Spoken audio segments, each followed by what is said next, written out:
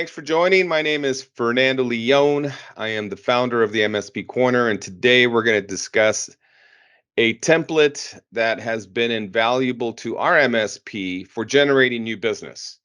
And our security guru, Mr. Gregory Morowitz, is going to go over some key information and what is involved in a security analysis, why we do it, what we do. But I'm gonna hand the reins off to Gregory. So Gregory, please take over. Okay, my name's Gregory Moraviec. I am one of the founders of MSP Corner as well, and I will be giving you the security assessment and methodology approach webinar today. So, one of the questions I got was, why do a security analysis? What's the purpose of it?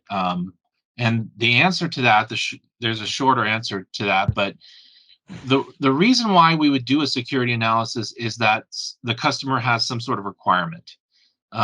Usually it could be stemming from a framework. There are different kinds of frameworks that are called NIST, ISO, maybe GDPR. So there's usually a requirement. That could be one of the reasons. A framework request, like a customer of yours says, we need you to comply with SOC 2 or some other framework. And so the customer asks, or the vendor or the partner asks the customer to have a security assessment run. And so the good part about that is that if they have a framework, you can tailor your background, your security assessment to that framework. So if somebody wants to be NIST compliant, there's 110 controls in NIST, or CMMC compliant level 2, there's a certain number of those controls. So the customer may turn around to you and give you a set of requirements that they need to meet, and your assessment can concentrate on those areas. So that's one of the reasons why you would do a security analysis. Another reason why you would do a security analysis is to increase your footprint at the customer site. And what that means is that you want to possibly open up different revenue streams by looking at the customer's security environment and making recommendations to improve it or to get them up to what we would call industry standards or best practices.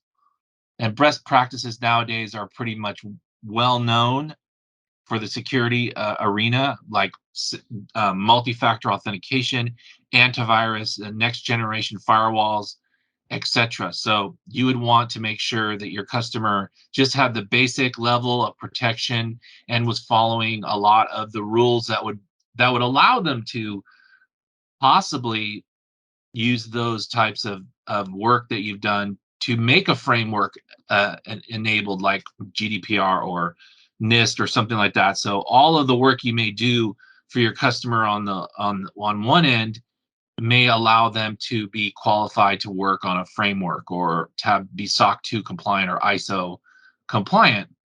Now, there's roles that you can also identify for a security assessment. In an enterprise environment, you'll find that the roles are as important as the person, as the company performing the activity.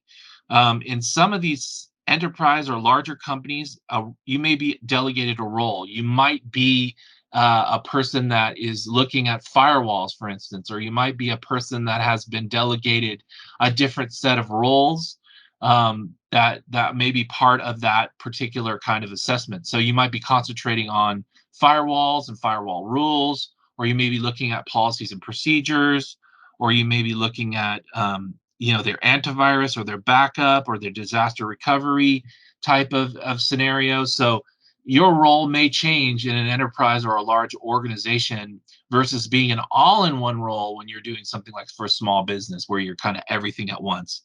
You're the project manager, you're the auditor, you're the remediator, you have all these different roles. They fall under one category. But in an enterprise scenario, it is possible to have a different kind of set of roles that you could fill, and jobs that you could assume. So there's that.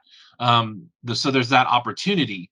So even if you say to yourself, "Oh, I might not have the chops to run an audit of, of like a huge corporation like a Five Guys, type company," you could assign yourself into a security assessment with as a sub and have a role, if that's possible. So that's an area you can also explore, that you can take on roles. There's also a layer of to that a little bit as well. There's planning, there's mapping out the what needs to be done, there's coordinating resources, there's actually doing the audit, there's the assessment, and then there's remediators. So the different layers of what needs to be done can be an opportunity to charge money. So you could, as a project manager of a security assessment, really coordinate the back end of the security assessment happening within your own organization or within another organization, where you dictate different different tasks to different parts of your own organization or another person's organization. So the ability to do a security assessment where you have you can make money means that you can just be the planner of the security assessment. You can be the person that lays out the schedule. You could also be just the person that does the remediation. So your security assessment opportunities to make money can be uh, varied and wide. You can take on the responsibility of just the manager of the particular and charge for that only. Just charge for those, for like previously when I talked about roles, you could just charge for a particular role, or you could charge for all the roles in a package deal. Now, what is your assessment methodology? The methodology that you go about doing for an assessment should be based on, several, could be based on the framework. So your methodology may be that I'm going to follow the NIST 800-171 framework, or you could say, if you don't have a framework to go by, your methodologies could be just best practices. You could write out those best practices and have them in a form that you go about going through and making a checklist for. So for instance, if you didn't have a framework and you wanted to do a security assessment of a company, you would want to lay out what your methodology is. And if it was best practices, you could say, look, you maybe even follow ITIL, or some other best practice, for IT methodology. But your methodology is going to depend on whether or not you have a framework, or you want to just use your own experience as to what you think needs to be checked. What in the what checklist you need to go down, and then you need to have what's called an approach. Your approach is going to be what the customer wants to see. How are you going to do it? What you are going to do is your methodology. How you're going to do it is your approach. So some customers, usually larger, more advanced, more technical customers, are going to want to know what your approach is. They're going to want to have like maybe a project plan document where you detail out, first we're going to have a meeting. Next, we're going to review inventory. Then we're going to look at your firewall rules. Then we're going to look at your policies and procedures. Then we're going to look at your physical security, et cetera, et cetera.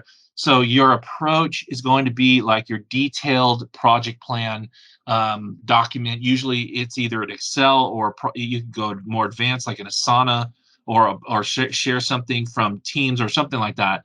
But you're going to want to have an approach. You don't want to just say, well, we're just going to do the work, and my methodology is my brain. So you want to explain to people what your methodology is, and you want to explain to people what your approach is. And you could do that inside of this document.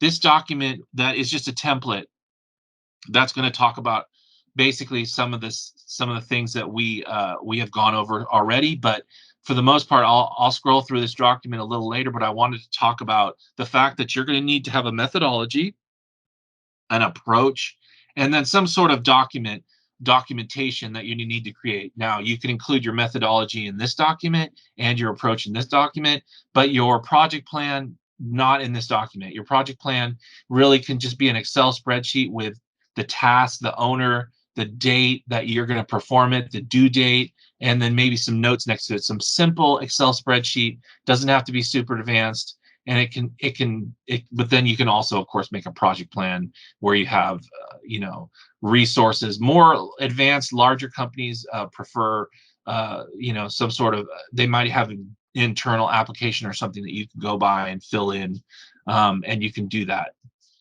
All right. What steps do you need to take in order to do a security analysis? So first of all, you want to present this table of contents. You want to be able to fill out all the different contents in this area.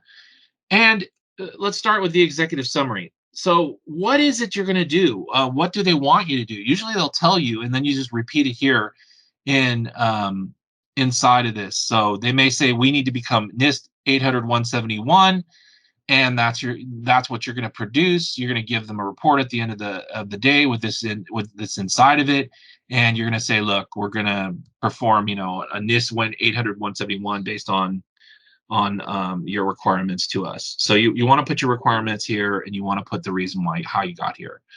The detail, the background is possibly it's not necessary, but can be added, is if there's a breach, if their insurance company wanted them to get something, if different requirements came up from a different source.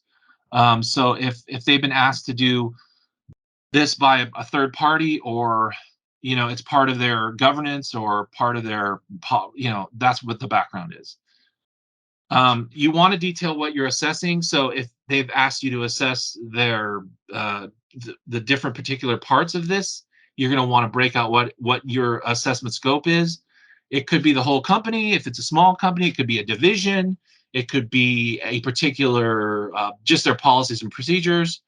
And you want to detail all that out here. So that gives them a pretty good idea of what's going on. In number 5, we go to the summary of findings. It's just a sample here where you just tell them, here's what we found based on risk, 0, low, to high, and moderate to, et cetera, et cetera. So you want to make sure that you identify how many violations or recommendations or things that you've noticed are noted here, and you can give them different levels of ratings. So if you have a high issue, it could be that they have no multi-factor authentication. If you have a moderate issue, it could be that they don't have very long password requirements, or they might have 8 characters and you recommend 10 or 12, or their password timeout might be 90 days and you suggest 60. It all is all based on what you believe through your experience that are best practices. Informational might be that they have a certificate that might be expiring in 30 days, and low might be something like there's a patch required on one of their servers.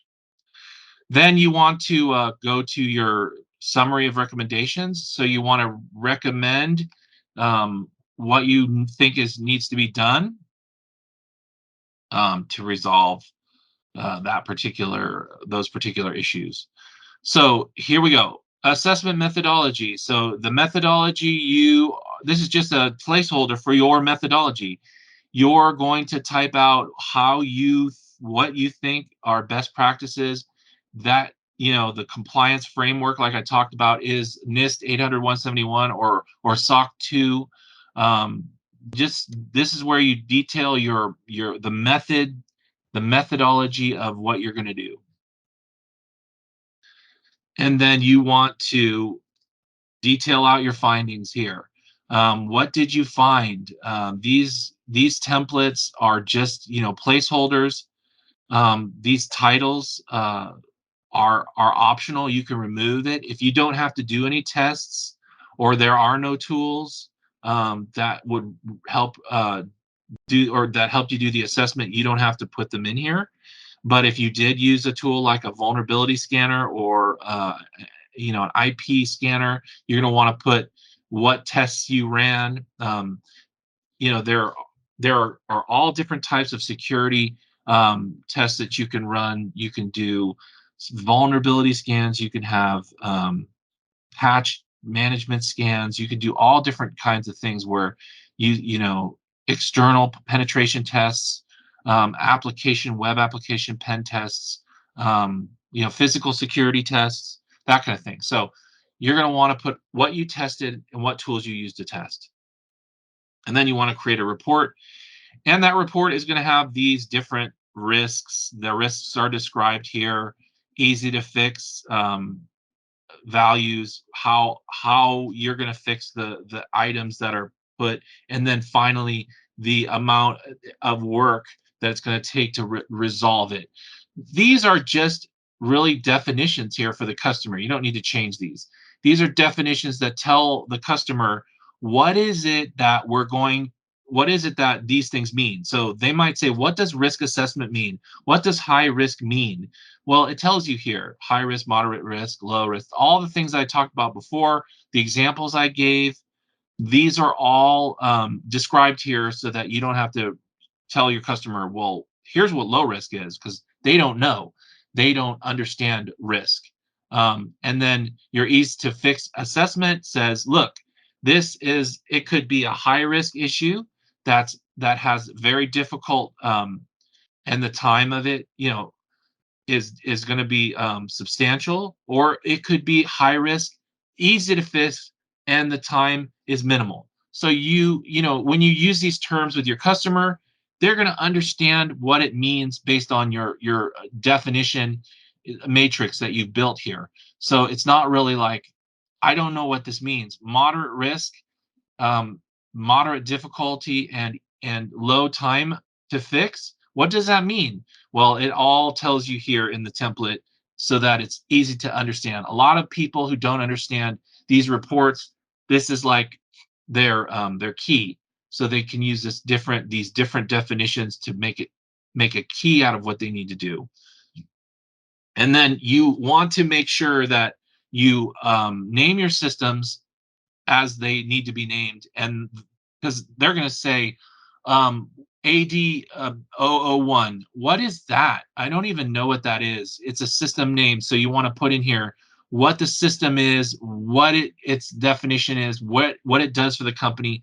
It could be that you have a machine called Wolverine. Like, they don't know what that is. What's Wolverine? What does it do? Well, you want to define your system names in a place where you have a little worksheet here where you can put in the names and the different capabilities or responsibilities of that machine. And it's just really hard when you have like prod 45, needs a patch. They're like, well, what does prod 45 do? I don't understand that. And you need to tell them here. Then you have business risks. So you do a little baby risk assessment inside your security assessment. So what does security assessment, what does it even mean? Here it is. It's the risk that the company is being exposed to by allowing that security issue to exist. So in the previous steps, you identified what the security issues were. Here is where you tell them what it is that is wrong. So here's a moderate example for a moderate. You put in all these different pieces of data.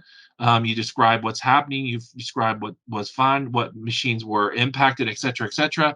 If a particular security control family, you don't have to put NIST here. This is just an example.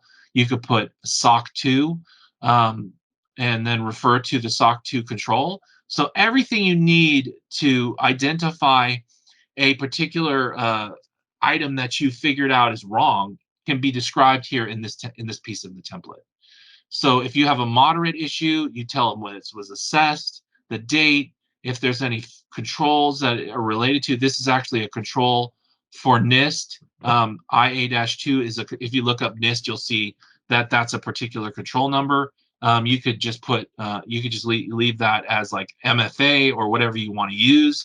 And then you describe the problem, and you do it so that anybody who's reading it can really understand what's going on and have the ability to be able to make some sort of controlled or educated response to it.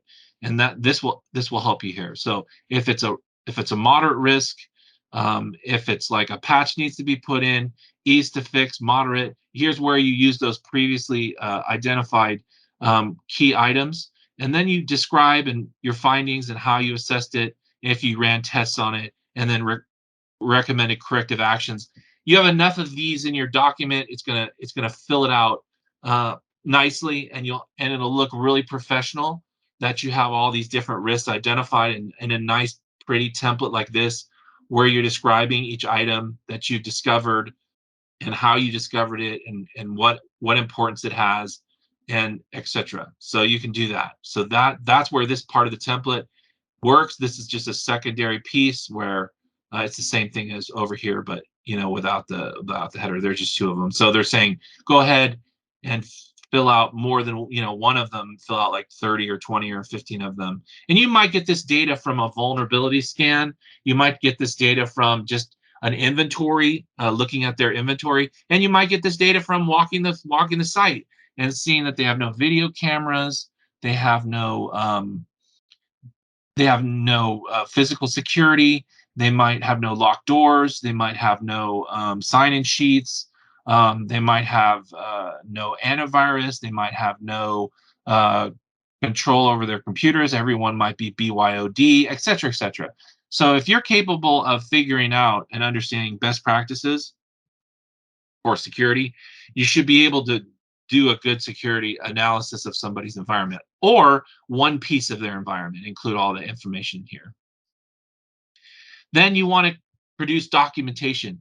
Like if you, in particular, you create documentation that says, this is why this particular virus was released into the wild. This is what the virus does. This is what the risk of the virus. Some viruses in the old days were just annoying. They would make pop-up ads. So you could just say, look, this is what the impact that the virus has, or this is what the risk you're putting yourself at, and you can document that by putting links in here to external sources that say, hey, this is what they say about this at the CERN Security Center. This is what the FBI says about this particular syslog vulnerability, or whatever. You can put those things in there so that if someone goes, well, what is this vulnerability really? You go, okay, look in the documentation list. There's a documentation entry for this syslog vulnerability. If somebody compromises it, they could potentially breach your system or whatever, and you're like, oh, okay, well, that's serious, versus just telling them you need to patch all your computers, and that would be a good idea. You're wanting to provide some sort of documentation. You could even provide pictures in here of the environment, like their server room with an open door, or no lock on it. And you could just provide all that for them, and give the documents to the and the document title and all that appropriate stuff in the document list. Some of the other document items that you may have requested can be put in here as well, where you ask the customer for a network map, an inventory, a software list, org chart, policies and procedures. You should probably put them in here as well, so they know what you went off of, so you can attach all your documents that they gave you, so that if they go, well, this particular server is no longer in service, and you're like, well, I went by the network map and inventory you gave me, so that you can refer back to it and say, I did my due diligence, and it said prod 001 was in your environment based on inventory and network map, and oh, well, we didn't update that or whatever. At least you have CYA, cover your rear on these things, where you can go, okay, I did this analysis based on what you gave me, the information you gave me, and here's what the results were, so that nobody's like, why did you do this? So that is the security assessment presentation that I've just given. I would like to take anybody's questions or comments, or on what might be of interest to everybody, and I'll take those now. Well, Greg, we're We have David on the call. Well, he's part of our group here, and right now we don't have any questions, but I appreciate you giving this So I have, presentation. Fernando. So Yeah. I have a couple questions for Gregory Oh, as well. okay. Okay. So Greg, you talked about the different frameworks that they have to do, like NIST and things like that. But for other ones, I don't think a lot of people realize around, especially in the Fed space, as subcontractors, what they have to do. So a lot of end customers that are manufacturing, widgets that end up in an F-18 don't realize what they need to do. So there's that whole expansion of who needs to meet security, right? Right. Yeah, and there's, like I said in the beginning, why do you want to do the security analysis? So somebody's got to come to you and say, or you have to go to somebody and say, do you need to be NIST 800-171 compliant? Do you need to be CMMC compliant? And if they say yes to you, then that's an opportunity for you to jump in and start going at all the questions and the assessment. Yeah, I just want to make sure that everybody realizes that a lot of people now need that requirement, even if they're not a direct either financial institution or government contractor directly, that it's really expanded. Plus, it makes good business sense to understand what your risk is, right, within your environment. So I just want to jump in with that, make sure that I wasn't off base. Sorry, Fernando. Yeah, and you know what? I've got some questions too, because I we deal with so many IT firms, and we're I'm sure they would have questions such as, who should they approach with this? And you said mainly regulated firms or regulated industries, but what about the small businesses? Should small businesses such as, a company of 20 or smaller, and a company with 20 end users, should they have this type of security analysis? Who do you what size of company or organization should be offered this type of assessment? Yeah, when you talk about small companies and you're doing a security assessment, usually they'll be breaking almost all of the rules. So, like if you have a company that just starts up and they have a bunch of contractors and those people have their own computers, they're most likely breaking like every security rule you can imagine. Lack of antivirus, lack of multi-factor authentication, lack of a controlled environment. So you can you can see that as an opportunity, or you could see that as you know, bringing some information to the table that they might consider. A lot of these smaller companies want to be more fluid, and they don't want to worry about restrictions, and they just want to get work done. So you have to there's a fine balance there, because it's going to cost money, right? This is going to create expense. So nobody wants to hear that. But you also have to tell them, look, if you're in one of those spaces that require, like secure data, you have to do this. It's not a question. So some of the companies will realize that they have to do it. Other companies are going to put this off because, again, it's an expense, or they know best. And so what you can do is offer to do an assessment, and not remediate any of those problems, but at least do this several hour assessment for them, and at least make some revenue off that, and then potential revenue in the future off of all of your great recommendations. Gotcha. Yeah, And I'll give you two quick examples working with some of our MSPs out there. One was manufacturing firm, small manufacturing firm, paper products, nothing high tech, been in business for a long time. They had typical, everything like Gregory said was wrong in their environment, but they were good customer to our partner. They helped them a real lot. Went and did a security assessment for them because one of the engineers thought that there might be problems there. Found out that they were wide open and people were sending emails from their accounts to a different remit to for payment. And Ah, so that was number one, right? And a typical smaller firm, one IT person in house, right? So that was one scenario. where they were wide open. And another one was another small firm that when we did the looked at the website, it was wide open, right? And anybody could hijack their website. We found some pages hidden in there that were from kind of risky or risque. And it was, when we talked to IT, they were like, well, marketing runs that. And when we talked to marketing, they're like, oh, we just put up pages with no security.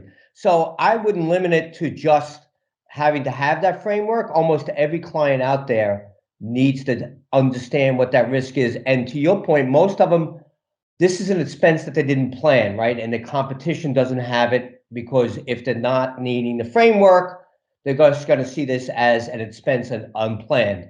But having a conversation with them about the ramifications of not doing it correctly, hopefully they put it in their budget to do it in the future. Yeah, I mean, we all know horror stories that, people got ransomware alone. Ransomware alone stories should put everyone into a position where they do a security assessment, because everyone is open to being attacked by ransomware. Everyone, cities, small companies, large companies. Ransomware will ruin your day. Honestly, it'll destroy your environment. We've had it happen many times to many customers, and the reasons why they just don't want to spend money on doing a security assessment. And it's like, well, at least get the assessment done. It doesn't mean you have to do all the recommended fixes, which might be expensive, but at least get the assessment done.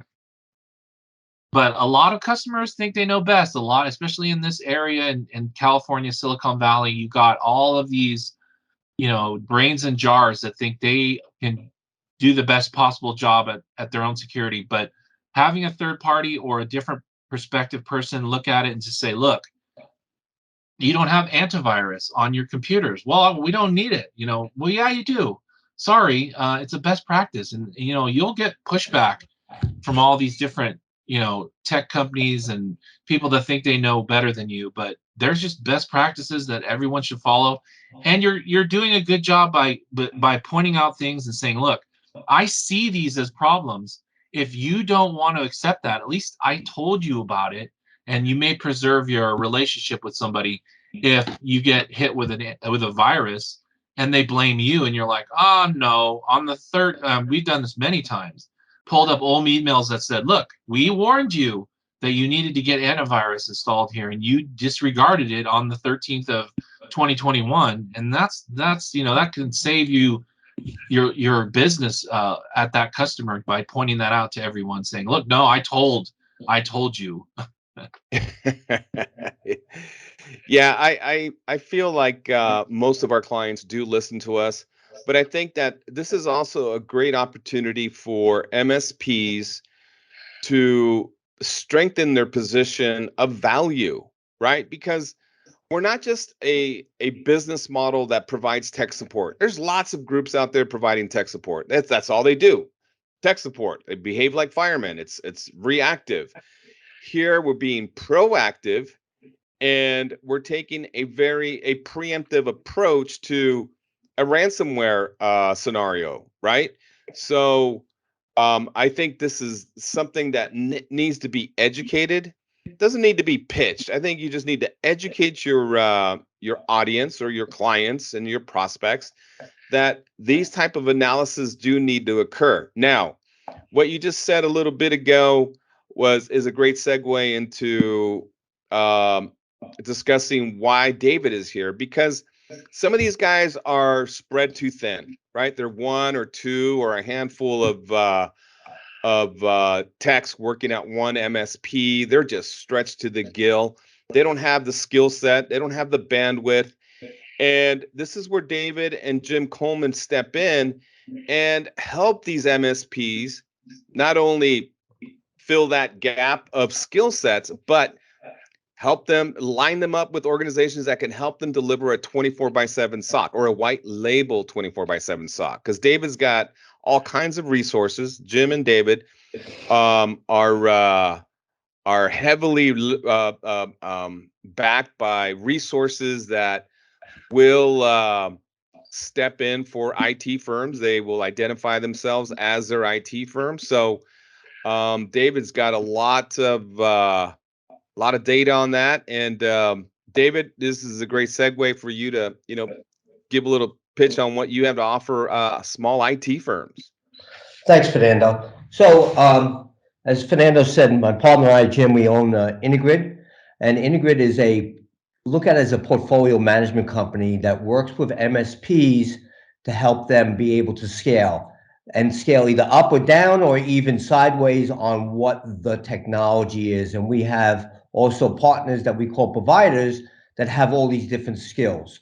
So no matter how big you are, I've worked for large firms, smaller firms, no matter how big you are, you always need to partner, or you're trying to do it for the first time, and normally you either overcharge or undercharge, or overscope or underscope. So what we do is we work with MSPs to understand where they're going, what their customer base is like, where they want to go, what services they can do, what services they want to partner with, and then we connect them with the appropriate provider to do that. Because one of my sayings is, if the only tool I have is a hammer, everything is a nail. So sometimes we try to slam things home that aren't a fit, or you have to walk away from it, right? And that's not really what you want to do with partners, and so, or your clients. So what we do is we work with MSPs out there across the country, and we vetted out providers that are designed not only to deliver that service, but also that they are what we call white label, private label friendly, channel friendly, whatever term you want to use, because a lot of companies say that, oh, well, we're in the channel space. We understand the channel.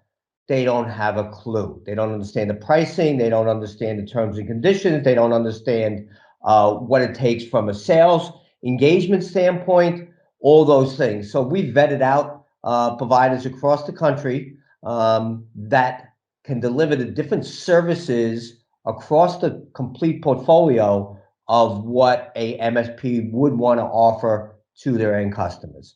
So, and we work very closely with Fernando on all sides, and Gregory on those types of services. And we've been in business for about 6 years now, and we partner with both the providers and the resellers. So, David, I'm sure this is on the minds of anyone who's listening, and will listen to this webinar in the future. Is how much does it cost the IT provider, right? Do we have to pay for your services? Do we pay for? Does the IT firm pay you to get them lined up with other firms to deliver, let's say, after hour support, or a 24/7 SOC, or a 24/7 help desk, right? Because nothing's free. So what am I going to do? I have to pay you $20 for throwing me that straight line?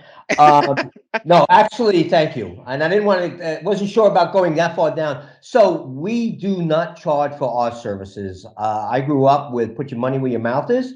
And so what we do, and that's why I said partner. So we partner with the resellers, we partner with the providers, and only if you actually sell something, we get a small commission on the back end from the provider. So our partners that are reselling those services do not have any financial obligation to my company, and or to the provider, unless obviously the provider is selling the service. And that's the other thing that we did to make sure that there wasn't minimums, things like that, to lock our resellers in there. So we have very fair agreements in place that we've worked, and the price that a reseller would pay if they had gone directly to that provider is the same price as if they go through Integrid.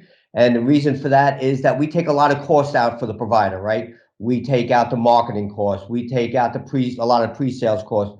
We also pick the right provider for the opportunity, because if it's a huge international enterprise that needs enterprise service 24/7, 365, well, that's one profile of what an organization needs to look like, right, to deliver.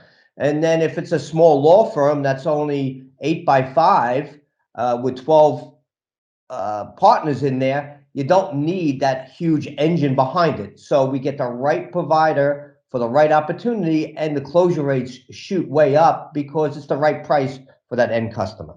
Yep. Awesome. All right. Well, I appreciate you and sharing I wanted to say that if it isn't already in there, that Intergrid will be a tech stack clickable site on mspcorner.com.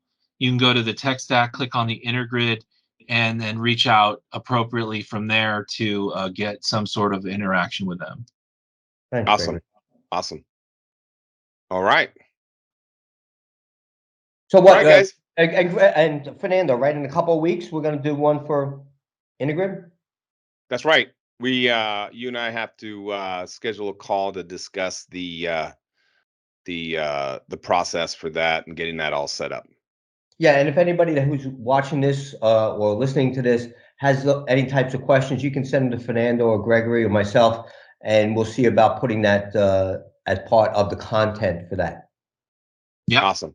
Awesome. Or go to the tech stack of mspcorner.com tech stack, which will be free to all people. You don't have to sign. You don't have to pay for membership. You can get into the tech stack and be able to contact us. Awesome. Awesome. All right, guys. Thank you, Gregory. Thank Thanks. you. Have a great day. All right. Take care.